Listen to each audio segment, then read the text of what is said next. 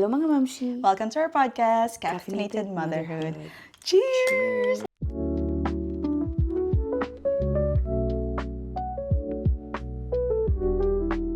Guys, look! Kakulay namin yung mga drink namin. Oh my God, oo nga, ano. I'm trying, mango sticky rice matcha. And So- this is coconut hojicha foam kinemere. Yes, so let's Okay. try the drinks. Wait lang ako. Dito besh, di ba dapat? Hindi naman na ano. Anyways, for today's episode, since nag-pass na ng 1 ang aming mga Junaki, I thought na we'd revisit sleep and Oh, wow. weaning off. Hindi ko ng alam yung sweet na yan. babies. Sleep na yan, Surprise lang sa kanya yung sleep. Naisip ko lang siya kanina kasi I feel like very good topic siya after 1. Parang may expectation kasi ang mga tao na they're sleeping through the night na, ganyan-ganyan. So we'll chat yeah. about sleep a little bit and then weaning off and stuff. And yeah, magchichikahan lang tayo about that. So grab your drinks and let's chat. So in terms of sleep, alam mo feeling ko ang sleep is like may pressure talaga siya ever since lumabas yung baby na Pag may sleep, no? parang laging, natutulog na ba ng tuloy-tuloy, ganyan-ganyan. May nagtatanong pa sa'yo nun? Oo, meron pa din kahit konti. Tapos ako parang, I feel like for the people na nagtatanong ng ganun sa akin are the people na hindi kami masyadong nakakachika. I feel like they're just making a conversation. Parang yun lang kasi yung normal na itanong na parang, kamusta may baby? Nakasleep ba kayo na maayos? Yun yung sa akin. Parang, I feel like nakukuha ko yung tanong na yun or makukuha ko yung tanong na yun from someone na hindi ko masyado pang ka-close. or hindi ko masyadong nakikita or nakakausap. Pero maganda din nga kasing siya eh. Parang maganda siyang opener. Pero if, I feel like, kasi sa akin, sa Avery ay hindi pa din siya natutulog. Throughout the night? Throughout the night. Hindi pa din siya natutulog throughout the night. So, kapag nakakakita ako ng mga, or may mga magtatanong sa akin, kamusta tulog? Ganyan. Lagi ako napapaisip na parang, dapat ba tulog na siya? Throughout the night. Kasi madami pa din siyang gising. Like, ngayon, matutulog siya like 9, 8:30, 9:30. Nandun yung, niya na talagang antok na siya. Tapos gigising siya ng 10:30. Tapos minsan 10:30 from like 12. Dun siya nakakahabang stretch from 10 to 12, 10 to, or like 11 to 1. Yung mga ganun. Pero wala pa siyang like, parang pag iniwan ko siya sa kwarto, Diretso? tulog na siya ng tuloy. Like, hindi pa yun. Parang warm up pa lang namin yun. Tapos, hindi ko na alam kung anong... Ilang naps na si Avery ngayon? Tinatry ko na siyang i-cut ng 1. So 2 pa rin? 2 pa din. Pero pag nasa bahay kami, 1. Yeah. Pero pag nasa labas kami, or like, pinapaalagaan ko siya kay mami, 2. Kasi minsan makikita mo, antok siya eh. So, papatulogin Oo mo, nga, mami. totoo. So, sa akin, pag nakikita ko siyang inaantok, palalagay ko sa dede ko, pag gumaganon na siya, papanap ko na, hindi ko na ipupush. Pero pag yung dedede siya, tapos makikita ko gumaganon, tapos bumibitaw, tapos maglalaro, pinapabayaan ko pa. Kasi parang kaya niya pang i-push yan. Di ba, Besh, dati, you tried to do like the sleep keme sa app and binitawan mo yun kasi naluloka ka. Ay, iniisip mo ba na parang sana pala tinuloy-tuloy ko na lang yun? Sana. Like sleep training? Oo. Or like, is it too late na ba ngayon? Parang may mga ganun ka bang iniisip? Oo. Like parang, dapat ba, yung sinasanay ko ba na ganito lang dapat pag pag umaga, ganyan. Yung mga thoughts na gano'n na parang, alam mo yun? Kasi parang, ang hirap niya, as a mommy na may baby na talagang hindi magaling matulog. Feeling ko hindi lang siya talaga magaling matulog. Kasi pag gumigising siya sa gabi, hindi siya in a way na gutom. Like, alam mo yun? Like, talaga siya, Comfort energetic lang talaga. siya talaga sa akin na parang susuksok ko siya sa dede ko. Pero Tulog hindi siya siya within tutulog? 1 minute. Okay. 1-2 minutes, tulog siya. So, alam kong hindi siya gutom. Alam mo yun? Pero like, ngayon, tinatry ko na siyang slowly na kunyari, pag binaba ko siya ng 9, tapos gumising siya, pinipick up ko, tapos inirarak ko siya, tapos binabalik ko sa which is nag-work naman siya. Pero yung mga pag nagigising siya ng 12 or like in the middle of the night, doon ko nilalabas yung dudo ko. Para Kasi siya parang, pasi mo. oo. Pasikay kasi. Oo, parang pacifier niya talaga ako. For comfort na din. Kasi nga, hindi ko siya binigyan ng pasi. Ang akin, for me, ang wina-wonder ko naman, kasi di ba pumping ako, I wonder if lahat na nag-breastfeed is ganon lahat na gumigising lahat sa I don't know. Kasi parang... throughout the night. Sa lahat na nakausap kong breastfeeding talagang sa dudo. Ganun yung experience nila. Laging Parang- nagigising. Oo. Tapos ginagawa kang pacifier, Multiple, right? multiple Yeah, times. yun, oo. Multiple times. Kasi, di ba, nga, ang difference ng pumping and breast is like, sa pumping is, nakikita mo talaga kung gaano kadaming milk ang nauubos nila, ganyan. So, alam mong busog sila.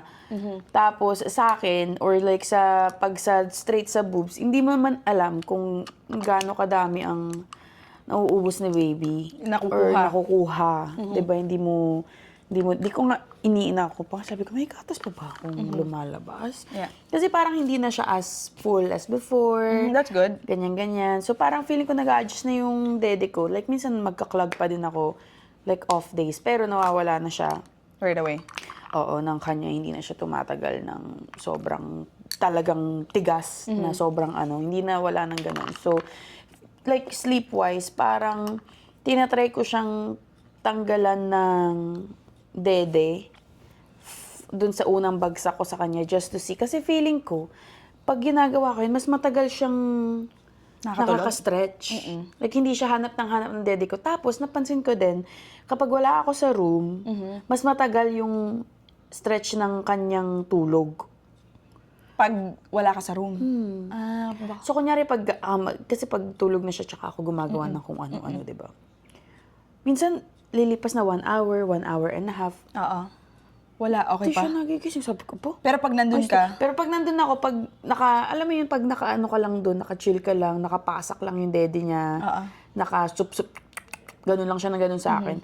Pag nagigising siya, hindi siya makatulog. Yeah. Kailangan, para kasing naamoy ka siguro. ganon. Oo. Kaya sabi ko kay TJ, parang mas okay yata na So you're wala in the ako sa middle room. of like figuring out kung So, ano I'm gagawin. trying to figure out kung ano bang gagawin ko. Ako naman with Xavier nun, feeling ko si Xavier kasi Good sleeper si Xavier, no? madali siyang, wala akong ipinlano na parang yung sleep schedule, ganun. Hinayaan ko na lang mababasahin si Xavier and kung ano yung gusto niyang gawin, edi yun. Pero ang magaling kay Xavier is gumagaya sa amin. Kumbaga, mag-sleep kami na, let's say, 8 o'clock, patayin ko ng TV. Mag-sleep na din siya. Yun ang pinakagusto kay Xavier. Kahit anong oras yan, tapos pag antok talaga siya, tutulog siyang mag-isa. And to be, for context din, meron din kasi siyang PASI. So like, magkaiba yung Dede. dede na nagbe-breastfeed ka tapos may PASI, right? So yung PASI talaga nandun na. Tapos malaking tulong din yung PASI. Pero si Xavier din, sa umaga, pag iiwanan mo lang talaga siya, tapos matutulog na siyang mag-isa. Magaling talaga siyang mag-sleep. So, iba-iba talaga yung mga babies. Kaya parang minsan mapapaisip na lang ako, oh my gosh, buti na lang talaga ang bait ni Xavier. Like, Sabi sana nila sa second baby mo, ganon, kakaiba. Sana monster naman, yung... hindi. hindi ganyang kabait yung isang Grabe. Sabi Pero yun nila. nga, kahit nung bata pa si Xavier, wala pa siyang masyadong alam. Kasi ngayon, medyo alam na niya na yung environment niya Kahit nung dati, parang manghang-mangha ako kay Xavier na grabe, ang bilis nito makatulog. Like parang, ang bilis na maalaga, ang galing na-amaze ako na parang, ang daling alagaan mo, Xavier. Like parang ganon. Kaya parang, for sleeping, okay kami. I think, tapos na, throughout the night na si Xavier Besh, bago pa mag-1. Talaga. Tapos nagigising na siya ngayon, mga 9 or 10, ganun. Tapos pag tutulog na lang siya na mga after lunch. Yun, nag-cut down na. After 18 months sa akin, Besh, nag-cut down na si Xavier ng isa. Kasi nung 1-year-old, 2 pa. Okay. So, kasi fini-figure out ko, sabi ko, dapat ba? Kasi parang nag-ano pa siya Kasi inaantok pa sa Avery minsan eh. So, ako parang, hindi ka Before matutulog. dinner, tutulog pa siya ng konti. Oo. Pero long stretch na ang one nap niya ngayon. 3 oras na. 2 to 3 hours.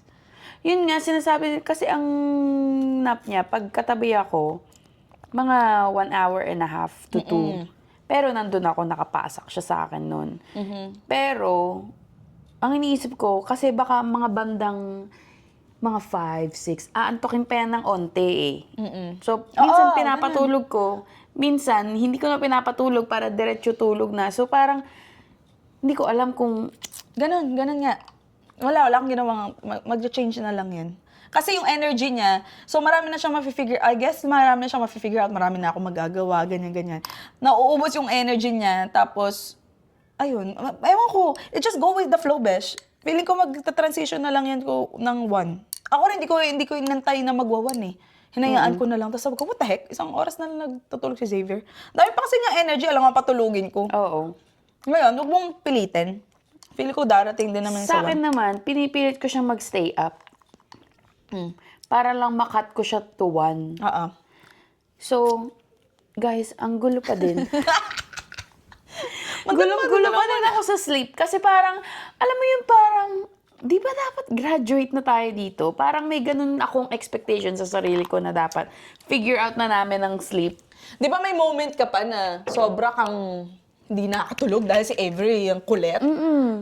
I think that was last month. Yeah, meron pa akong mga moments na parang, Grabe, hindi ko nakakala yun sa'yo. pagod na po ako. Akala ko tapos na kayo sa pag-figure out ng sleep na yan. Hindi pa kami tapos. And I don't know if dahil nagbe-breastfeed pa din ako hanggang ngayon, kaya hindi namin ma-figure out ang sleep. Kasi parang ang narinig ko is like, pag hindi na nila hinahanap yung dudu mo or nasanay na silang i-put themselves back to sleep, mas long stretches yung nagagawa nila. Pero Pag ganun?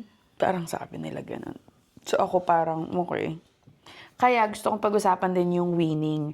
Kasi, again, may expectation din na after 1, Tapos na. tapos na. Diba? Like parang, for me, ano na ba ako? 15 months? Magsi 16? Oh my God, 16 months na si Avery. Kahapon. Ang bilis! Wala, hindi ko siya wala na, hindi ko na namamalayan ng mga buhay. Wait! November, December. December, January. February. February 3 siya, diba? 15 months? 15 months? Kaka 15 months lang ba? 15 months. Or 16? 15. November, December, January, February. 15. Oh, ka 15 naman. kala ko. 16 na, di ko na. Besh, ang bilis! Anyways, yeah. 15 months na siya. So ako parang, nung nakaraan, last month, nung nag-podcast kami actually na magayong mata ko, hindi ko alam kung napansin niyo bang magayong mata ko, is because pagod na ako mag-breastfeed. Like, pagod na ako. Like, ang sakit ng likod ko. Like, pag yung posture ko, ang pangit-pangit na ng posture ko. Like, parang nararamdaman ko na talaga yung physically toll ng breastfeeding sa akin. Like, emotionally, ramdam ko naman talaga na parang I'm tired na talaga mag-breastfeed. Pero like, tinatry ko lang mag-push through until matapos yung 6 season. Ano 6 season? Etong flu season. Kala ko 6. 6 season. Ang dami naman nun. 6 years! May teleserye kang pinapanood para Like, matapos ang flu season. Oo. Tapos, gusto ko din siyang i-push hanggang travel natin sa April para lang, I don't know, iyon yung aking comfort na, Yeah. I don't know, basta. So, parang nung last month is parang, nag-erupt lang ako na parang, Pagod na pagod ka pagod na na. pagod na ako. Like, parang pagod na ako. Yeah. Hindi ko na kaya. Hindi kayang patulugin ni TJ si Avery. Kailangan dede ko lang. So, ako parang, I felt so alone. Yeah. In a way na parang, so paano? Paano tayo nito? Like, parang, alam mo yun, like, parang hindi just ko need a alam break. hindi ko alam kung ano bang ginagawa ko mali ba na ang tagal kong mag-breastfeed or like, ganyan-ganyan. So, parang, naiisip ko na yung pag-win off. Tapos, nanghihingi ako ng mga advices sa mga other mommies na nag-win off, na nagpe-breastfeed, then directly sa boobs. And, parang ang sinasabi nila is like, like mahirap sa una kasi iiyak talaga iiyak yan sa dad, ganyan-ganyan. Pero pag nakita mo na, nasanay ka na hindi ka na nila hanapin as much, like masasanay na sila matulog ng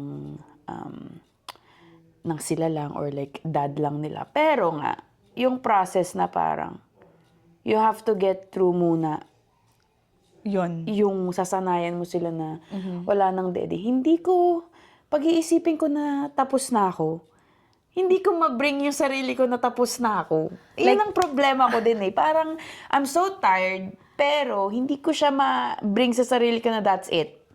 Hindi mo ma-end, besh? Parang hindi ko ma-end. Parang hindi ko ma-end. I'm so attached to it as much as she is. Parang ganun.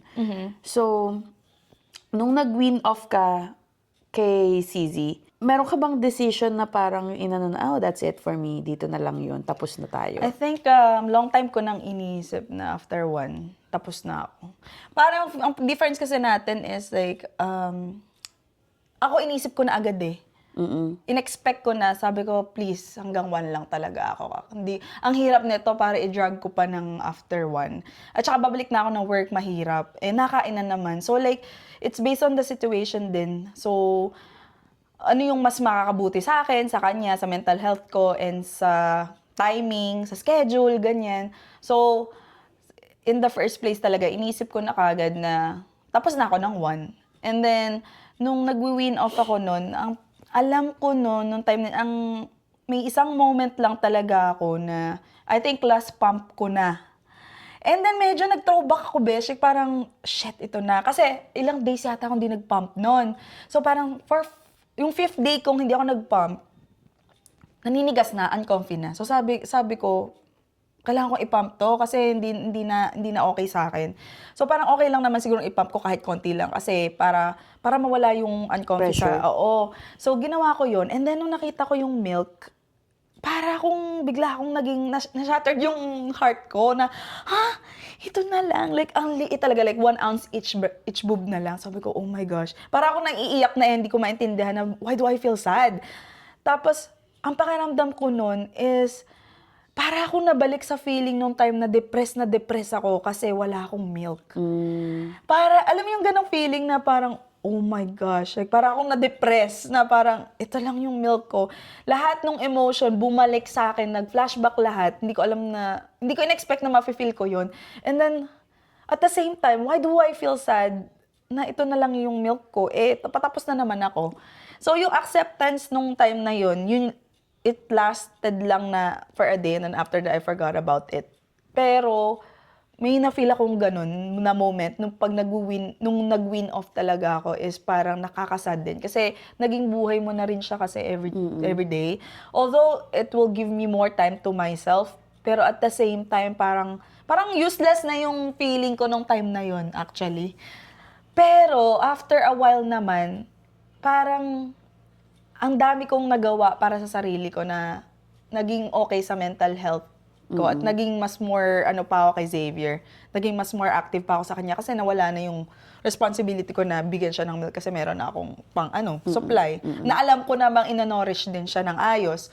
So, ang iniisip ko na lang, why not doon tayo sa better? Although, kailangan mo talagang pagdaanan yung all of those emotions para mag-build up ka ng kung ano ka ngayon. Parang ganun, besh. Ang aking... Bakit parang hindi mo kayang i-go through that? Yung stare mo, parang, paano? I don't know. Kasi parang, ang ng connection namin. Like, Oo nga, kakaiba. Iba talaga kasi talaga yung connection namin through breastfeeding talaga. Parang, yun yung bond mo with them, yun yung mo. Tapos parang, in a way, na yun din yung safety blanket ko na if I can't figure out what to do, at least may dede akong yung ganun ba? Besh, you're gonna feel useless after. Pag natanggal na yun, parang sa akin, parang, ano na ako? Ano nang gagawin ko pag hindi ko siya makonsole? Like, hindi ko alam kung anong gusto niya, ganyan. Kasi, for the longest time, nabuhay siya. Ito yung sa kanya, di ba? Ito yung nagpalaki sa kanya, ito yung nagko-console sa kanya, ito yung nagko-comfort sa kanya, ganyan. So, ako parang, is okay lang ba na i-take that away?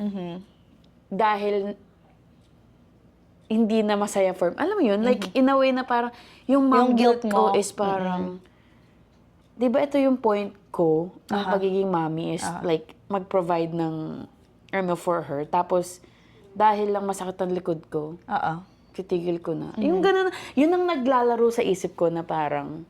But ano yung nag-weigh more sa'yo ngayon? What do you mean? Ano yung nagwe-wamer sa'yo ngayon? Yung sarili mo na this time o siya na lang? Siya pa din? Yung para bang... Kasi with your business, di ba? Especially may business ka. Kailangan, minsan, maybe baka may mga event ka na kailangan long stretch yung ano mo, whatsoever. So, and sumagip na rin sa isip mo na mag-win kasi may mga reasons ka why. Ayun, kasi ano yung importante sa'yo ngayon? Kumbaga. Si Avery, kumakain na. Ayun nga, ang lakas niya Oo. kumain. So, i-workout mo ba? Magko-compromise ka ba? Or like, yun ba yun na-try mong figure out ngayon na magko-compromise ka ba? O mag-win off ka na talaga ng fully for yourself and then do another like stuff for Xavier, for Avery na parang in replacement of sa pagdedede mo sa kanya, yung kakaibang, I don't know, yung bond nyo. Something to think about. Kasi, if it affects your mental health, di ba? Siyempre, paano ka mag-serve kay Avery ng yourself if nakukulangan ka sa sarili mo, di ba? Sabi nga ni TJ yan, sabi niya, parang nung nag-breakdown ako sa kanya, parang, sabi niya, parang hindi niya alam na ganun na daw yung nararamdaman ko. Sabi, let's just stop it if it's affecting you that much, ganyan-ganyan. Hindi worth it na nawawala ka ng nawawala para lang magbigay ka sa kanya, ganyan. So, parang Kasi pag nawala ka, paano na siya, besh? So, kailangan mong isipin muna yung sarili mo. yeah. So, whatever makes you, feel better with, I feel like papunta ka na dun. Kailangan mo lang i-go through this all, I like, feel yung like lahat ng emotions. malapit na akong mag-cross doon. Oo. Pero like, Kailangan mo lang ilatag lahat. kailangan ko lang siyang... Namnamin yung mga emotions, gano'n. Kasi tapos ngayon pa siya, syempre nakakapagsalita na si Avery ng konti. Parang, ngayon parang very clear na siya, Dede. Dede. Sinasabi na niya talaga na parang, Dede, ganyan-ganyan. Tapos tinuruan ko pa ng please. So, please, gaganon pa. So, ako parang, oh my God. Pero try mo na si Avery ng milk. Hindi pa nga. Yun nga. I think, ayun ang nag-aano din sa akin is because wala pa siyang replacement ng milk ko. Kasi, tinatry ko pang i-figure out kung ano bang nangyayari sa milk situation niya. Kasi di ba binibigyan ko siya ng yogurt melt. Nagkaroon na ako ng parang very baka mag-start na ako mag-win off kasi hindi daw allergic sa milk. So, tatry ko na yung milk, ganyan-ganyan. Nung sa well visit niya, parang sabi, bigyan mo na ng gatas, ganyan. Nung binigyan ko siya ng yogurt bites, okay naman siya, like for few days. And then, nung isang araw na binigay ko, nagkaroon siya ng hives. So ako parang, Bakit? ba't nag-hives? Di tinigil ko, sabi ko, ito ba yun? Ito ba yung may milk yun. Oo, may milk yun. So hindi ko inano ko, tapos binigay ko ulit the next day. Hives uli. Sabi ko, naku, yogurt milk ang nagpapa-hives dito. Tapos binigay ko ulit the next day, I think 4 days, 5 days ko yatang paulit-ulit binigay. Hives na naman. Bakit ganun? Sabi ko, so weird. Tapos bumili ako ng Crofol sa Costco na may milk and egg. Wala naman siya reaction doon. Yeah, okay lang kasi bake siya eh. Tapos ngayon, binigyan ko siya ng yung meatball na luto ni Daddy. Di ba may cream yun? So, milk yun. Wala din siyang reaction. So, parang... Kasi different reaction sa iba't ibang product. Ang ko sa'yo, baka i-try mo na lang yung sa milk. Kasi si Xavier din may allergic din sa milk yun eh. Hanggang ngayon, tinatry pa rin namin, bigyan siya ng milk and then like yung oat milk siya. Tapos, nag-hives pa rin siya pag sobrang dami. So parang we just keep waiting kung kailan mawala yung ganon. Sabi ko, okay, try uli natin. Every month yata tinatry. Gusto si Franz actually yung laging merong, try natin uli yung milk. Which is okay for me kasi mas marami kasing fats yung homo. Si Xavier payatin. Oat milk lang Si yun, Avery nga din ang payat. Oo. So ako Pero parang... napakalakas kumain. So parang okay, whatever. Malakas ka kumain. Ayoko rin naman ng sobrang laki si Xavier. Pero at the same time, gusto kong bigyan siya ng mas more fats, which is yung homo. Hindi ko naman mabigyan kasi nga may allergy sa milk. Kaya kabuisit yung milk na yun. Yeah. Pero it will come Yun din ang actually. sa aking problema na parang You should try the Homo milk base, yung meron ka. Tingnan mo kung ano. Papainitin ko or Hindi mo mapapainitin. as is? Kahit teaspoon mo lang na ganyan, tingnan mo lang kung magano. Tapos 1 ounce mo. Tingnan mo kung maano. Kailangan mong gawin yun. Kasi pag yun is nag-react si Avery, siya nga yung allergies nyo. Bakit siya Meron siyang allergy, again, ng allergy test ng March 16. Another allergist. Yung allergist ni Pamela. Kasi which gusto is ko yung better. ano, Yeah. mas better. Yeah, that's weird. Pero kung sinabi naman ng allergies mo nung una na wala, dapat Di ba wala? all clear. Pero bakit yogurt melts is, know. very, So, I don't know. Ang iniisip ko is magawa ako ng sarili kong yogurt melt na yogurt lang talaga and blueberries. Kasi may ibang sali-sali yung mga nasa store. So, anyways, ayun ang aking sa aking win off chuchu. Eto, with the in regards of winning off, kung mag-win off ka na, ano yung pinaka mamimiss mo siguro? Pag Yung pinaka top 1 mong mamimiss as a breastfeeding mom? I think yung kapag pinapadede mo siya, Tapos nakatingin tapos sa'yo? nakatingin siya. I know! Tapos parang gagano pa siya. Oo nga. Tapos minsan ngingit, makikita mo yung smirk niya. So parang, ayun ang akin na parang, No. Ako naman, syempre parang sa'yo. okay lang masakit ulit ito. Tapos yung parang kung paano siya mag-wrap sa Sa'yo, oo. katawan ko pag nasa akin na siya. Parang, Yeah. Kaya ako din ganun parang ako, different, nakahiwalay sa akin, pero parang naisip ko, uy, milk ko yan, yung parang ganun, sinusup-sup siya ng ganun, so ko, oh my gosh, ako yan, sa akin galing yan. Yung mga proud, I think yung namimiss ko is yung pagiging proud na ako yung Provider.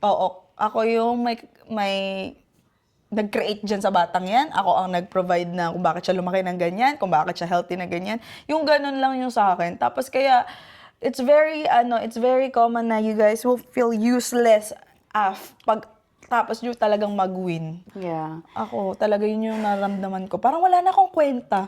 Para ba akong hindi na ako ina nung... Tapos mga ilang days lang yun, pero parang hindi na ako ina nung time na yun. Parang, hindi mo na ako kailangan. Yeah, parang di ko pa kaya yung ganong feeling. Oh my gosh, besh. Pero, I don't know if I'm ever gonna, pero feeling ko after, I don't know. Feeling ko nasa verge na ako. Hindi ko lang alam kung paano ko gagawin. Kasi nga, hindi mapatulog ni TJ si Avery. So ako parang, I feel helpless in a way na parang, Walang. so paano tayo Ako na lang lahat. makaka-move forward dyan. So parang, ang stressful niya for me. Weaning is so stressful. So if you're another breastfeeding mama na strictly from the breast, walang pasi, walang teddy bear na hinahawakan si baby, or walang, alam mo yun, like comfort chuchu si baby, let me know kung paano kayo nag-win because Lahat I need wala help. ka nun, Wala besh. kasi ako lahat Kasi merong iba na baby na Ako, parang may hawak, di ba? Si Xavier. May papasi. O kaya may unan. Oh, may favorite na kumot, may favorite na unan. Sa akin kasi wala. Like, parang ako lang ang ano niya talaga. So, parang nahihirapan ako. Tapos, iba-iba din yung sinasabi online. So, I'd love to hear from you kung paano din nakatulong yung spouse nyo sa process ng ng weaning off. Kasi, Ikaw lagi hanap, no? oo, ako lagi ang hanap. So, we need all the tips and tricks. Yes. And, yeah. Ayun. And if your baby's still not sleeping through the night, message mo ako.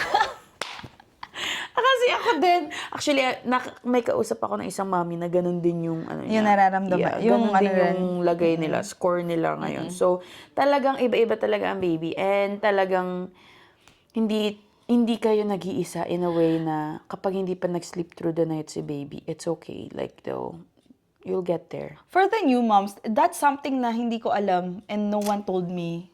Like, yung parang, sa yung sasabi nila, iba-iba yung mga babies. Hindi kasi nag-stick sa isip ko nung time na yun. Like, dati lagi kong, dapat ganito rin pala, no, katulad nito. Dapat ganito rin si Xavier. Nung una, parang, what the heck? Bakit si Xavier hindi ganito? Yung pala, is like talaga may different characteristic ang mga anak natin. And Yes. let's just try not to compare our baby to other babies. Kasi, ibang puko yan lumabas. Yes, ibang po ko siya lumabas. At saka try not to compare your journey sa journey ng iba. Kasi parang iba-iba din talaga ang inyong kalalabasan Yes. sa mga journey ganyan. And yung sa sleep issue, it doesn't stop after 3 months. If it takes longer, like parang sa akin, like 15 months, ganyan, talagang may ganon, I think. Hindi, Di ba, ikaw lang yun? hindi dahil something's wrong with you and how you're raising your baby. Yes. I think it's just, iba't iba nga ang baby. Meron silang kanilang kailangan, iba't iba ang kanilang kailangan at iba't ibang ways nila, Palakihin. yeah, kailangan palakihin. Yeah, but at the end of the day, just follow what your baby needs and follow nyo lang kung ano talaga yung dapat sa inyo. Like yung good for your mental health. Kasi kailangan yung i-take care yung sarili nyo muna. And then your baby. Yeah. Yes. Ano sa aking advice ba? Parang direct advice mo sa akin yan. Anyways, that is all for today's episode. I just thought na we'd revisit sleep kasi napag-usapan na namin ng sleep before pero Yeah. as newborns. Yeah. So, ngayon na As medyo toddler. toddlers na sila, ayun, ganun pa din ang lagay namin. Parehas na parehas pa din kung saan kami path na tinitake. Magkaiba pa din. Magkaiba pa rin kami. Hindi nag-identical na parang ganyan. So, Ayun guys, na. just go with the flow. Next episode natin, we will have another guest For February. episode for February. Sister Love. Yes. Sister Love. So, yeah. Watch out for that. Watch out for that one. And, ayun lang. Yeah. Chika Happy natin Valentine's today. Day. Happy Valentine's Day kapag di na namin kayo nakita. And we'll see you guys on the next one. Bye.